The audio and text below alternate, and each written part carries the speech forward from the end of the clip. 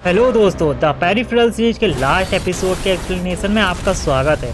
अगर आपने इस सीरीज के पहले के एपिसोड्स का रिकैप नहीं देखा है तो उसका लिंक आपको डिस्क्रिप्शन में मिल जाएगा।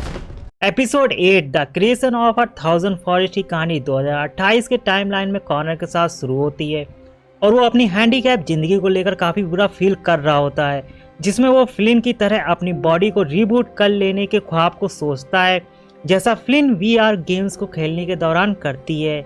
फिर अगले सीन में टॉमी जैकमैन और कॉर्वेल को मारने के बाद उनके मर्डर में बॉब का हाथ है, ये बात वो कॉल करके अपने स्टेशन में बता देता है, जिसमें वो उन लोगों को उस घटना स्थल पर तुरंत पहुंचने के लिए कहता है। वहीं इन्वेस्टिगेशन टीम उस चीज की जांच करती है जिसमें कॉर्वेल अब भी जिंदा है, ऐसा टॉमी को उनके जरिए पता चलता है। दूसरी ओर फ्यूचर में एंसली फ्लिन से नेगोशिएशन करते हुए उससे बोलती है कि मैं चाहती हूँ हम मिलकर काम करें। मेरे पास ऐसे रिसोर्सेज हैं जो तुम्हारी दुनिया के लिए मददगार होंगे और तुम मेरी दुनिया में वो कर सकती हो जो मेरे बस के बाहर की बात है। और अब मुझे लगता है कि हम दोनों को अपनी दुनिया को बचाने के लिए एक दूसरे की जरूरत है। और फिर एंसली अपनी इन बातों को लेकर फ्लिन से उसकी कोई कंडीशंस या डिमांड पूछती है।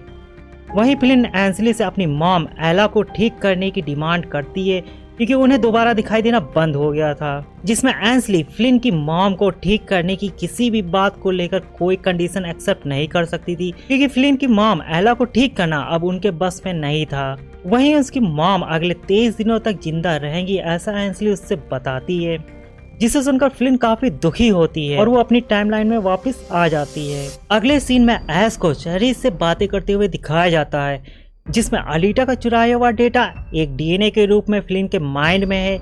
ये बात ऐश चेरिस को बता देती है।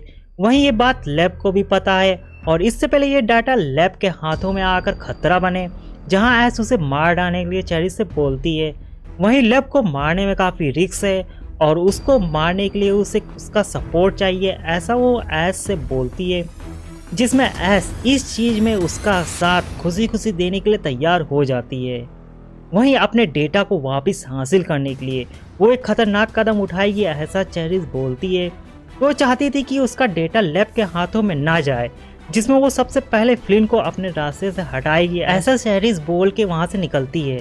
जहाँ दूसरी ओर विल फ्लिन से मिलता है और फ्लिन के पूछने पर कि अलीटा कहाँ है, जिसमें विल को उसकी कोई खबर नहीं है, वहीं शायद वो मर चुकी है, ऐसा विल बोलता है। और कुछ बातें ऐसी होती हैं जो विल के माइंड में थी और वो उन्हें कह नहीं पा रहा था, तो जिन्हें जानने के लिए फ्लिन विल्फ से हैप्टिक सिंक करती है, जिसमें फ्लिन और विल्फ को एक दूसरे की फीलिंग्स दिखाई देती हैं। और फिर फ्लिन विल्फ से उसकी सीक्रेट जगह का जिक्र करती है, जिस जगह पर अलीटा विल्फ से मिला करती थी। वहीं विल्फ ने इस बारे में पहले क्यों नहीं सोचा, ये बोल के वो फ्लिन को उस जगह पर लेकर आ जाता है। वहीं पर उनकी मुलाकात अलीटा की यंग पेरिफेरल बॉडी से होती है, जहां अलीटा जो बातें विल्फ के साथ करने वाली थी उन्हें वो फ्लिन के साथ शेयर करना नहीं चाहती थी, जिसमें वो फ्लिन को वहां से जाने के लिए कहती है। फिर अलीटा अपनी यंग पेरिफेरल बॉडी से निकलकर उसके सामने आती है और उसे अपनी पहली मुलाकात को याद दिलाते हुए उस जमीन में दफन अपने लोगों को याद करने के लिए बोलती है, जिनको बड़ी बेरहमी से लैब के लोगों ने मार दिया था। वहीं विल्फ को उन बातों का कुछ पता नहीं होता, तो अलीटा चाहती थी कि विल्फ फ्लिन के माइंड में मौजूद RI के डेटा को हासिल करने में उसकी मदद करे। अब जब कॉर्वेल मरने की हालत में था, जहां एटिकस को लगता है कि अब वो कॉर्वेल की जगह ले सकता है, ऐसा वो अपने साथियों से बोलता है। वहीं उन लोगों की बातें और हरकतें जैस्पर को गुस्सा दिला रही थी, जिसमें वो उनको मारने के बारे में सोचने लगता है। जहां वो ऐसा ही करता है, जिसमें वो उन लोगों को कार में कैद करके ट्रेन की पटरी पर लाकर खड़ा कर देता है। अब जब वो सब नशे में थे, जहां उनको इस चीज की खबर नहीं थी, वहीं जैस्पर अपनी वाइफ बिली को फोन लगाता है और उससे बातें करने पर उसे लगता है कि वो एक बड़ी गलती करने वाला है, जहां वो तुरंत एटिकस और बाकी को कार से निकलने के लिए बोलता है। वहीं वो नशे में होने के कारण सो चुके थे, जिसमें ट्रेन के वहां आने से उनकी मौत हो जाती है। वहीं दूसरी ओर टॉमी फ्लिन से मिलता है, जहां वो उसे होमलैंड सिक्योरिटी से आई किसी कॉल के बारे में बताता है।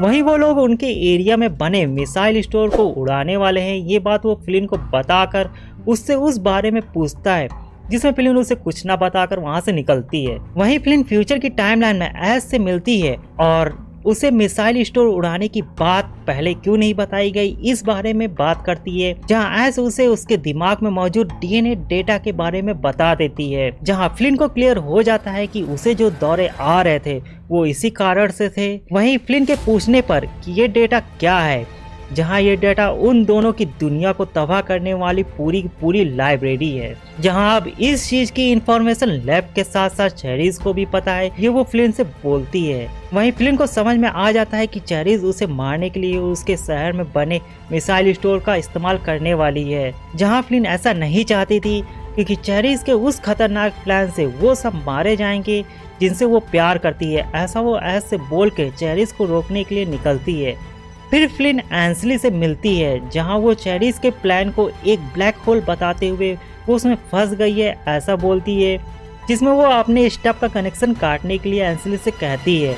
वहीं एंसली उसके कनेक्शन को काट नहीं सकती थी, तो फिर फ्लिन उसे अपने लिए एक नया स्टफ खोलने के लिए बोलती है। वहीं फ्लिन के प्लान को कामयाबी दिलाने के लिए एंसली उसे RI की खुफिया प्रोग्राम साइट की लोकेशन बता के उसे वहां पहुंचने के लिए बोलती है, जहां उसे उसी के जितने ताकतवर गार्ड्स का सामना करना पड़ेगा जो पेरिफेरल में ही होंगे और कंट्रोल रिमोट के जरिए किए जाते हैं, ये बोलती है। वहीं फ्लिन उस लोकेशन पर पहुंच के RI के रिमोट कंट्रोल गार्ड्स को मार देती है और ये सब चेरीज हैप्टिक के जरिए देख रही थी, जहां पर फ्लिन उसके जरिए सेट की हुई जैकपॉट की तबाही को रोक लेती है। वहीं चेरीज वहां पड़ी पेरिफेरल के जरिए फ्लिन से बात करती है, जिसमें वो उसे मार देगी ये बोलती है। वहीं अब उसे उसकी लोकेशन का कभी पता नहीं चलेगा, बल्कि उसे उसकी लोकेशन का पता रहेगा, ये फ्लिन चेरीज से बोल के उस तबाही के टाइमर को नष्ट कर देती है। दूसरी ओर फ्लिन कॉनर को उसके फ्यूचर के पेरिफेरल में बुला के उसे चेरीज के मिसाइल स्टोर को उड़ाने वाले प्लान के बारे में बता देती है। वहीं वो चेरीज को रोकने के लिए एक नया स्टेप तैयार करने वाली है ये बोलती है और वो कॉनर की मदद मांगती है। तो वो चाहती थी कि कॉनर पास्ट की टाइमलाइन में उसे इस तरह मारे जहां चेरीज को लगे कि फ्लिन को इंस्पेक्टर एंसली ने किसी के जरिए मरवा के उसका रास्ता क्लियर कर दिया। तो फ्लिन ये जानलेवा प्लान इसलिए अपना रही थी क्योंकि उसे चेरीज के खतरनाक प्लान से अपने शहर को तबाह होने से बचाना था। वहीं कॉनर फ्लिन के खुद को मारने वाले प्लान को सुनकर काफी दुखी होता है, जिसमें उसे इस चीज को लेकर दुखी नहीं होना चाहिए क्योंकि ये एक रीबूटिंग है जो करने जा रही है। वहीं वो चेरीज को मारने के लिए वापस आएगी ऐसा फ्लिन बोल के अपनी टाइमलाइन में वापस आ जाती है और एक जगह पर जाके 10 से उल्टी गिनती गिनने लगती है। वहीं 2 किलोमीटर की दूरी से कॉनर उसे मार देता है। फिर सीन शिफ्ट होता है और फ्लिन को अपने स्टेप में दिखाया जाता है, जहां इंस्पेक्टर एंसली भी उसके साथ होती है। और इस सीन के साथ ये बेहतरीन एपिसोड यहीं पर एंड हो जाता है। साथ ही इस सीरीज का सीजन 1 भी कंप्लीट होता है। और आप सबको ये सीरीज कैसी लगी और मेरा ये एक्सप्लेनेशन कैसा था, कमेंट करके अपनी राय मेरे साथ जरूर शेयर करें। और मेरे इस चैनल रिकैप को कर लो सब्सक्राइब, साथ ही बेल आइकन को भी प्रेस कर देना। मिलते हैं नेक्स्ट वीडियो में। Thank you for watching.